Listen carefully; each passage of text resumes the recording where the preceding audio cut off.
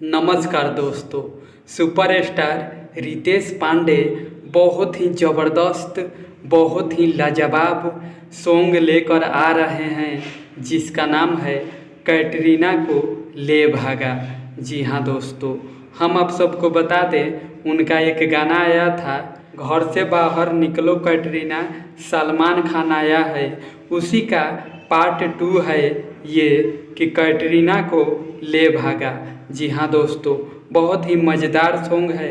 इस गाने को लिखे हैं विशाल भारती जी ने और संगीत दिया है छोटू रावत जी ने। इस गाने को रिधि म्यूजिक वर्ल्ड से रिलीज किया जाएगा। जी हाँ दोस्तों, तो कैसा लगा अपडेट हमें कमेंट बॉक्स में ज़रूर बताइएगा। चैनल पर नया है तो चैनल को सब्सक्राइब करना ना भूलिएगा। मिलते हैं दोस्तों अगले वीडियो में, तब तक के लिए नमस्कार, बाय बाय, जय हिंद दोस्तों।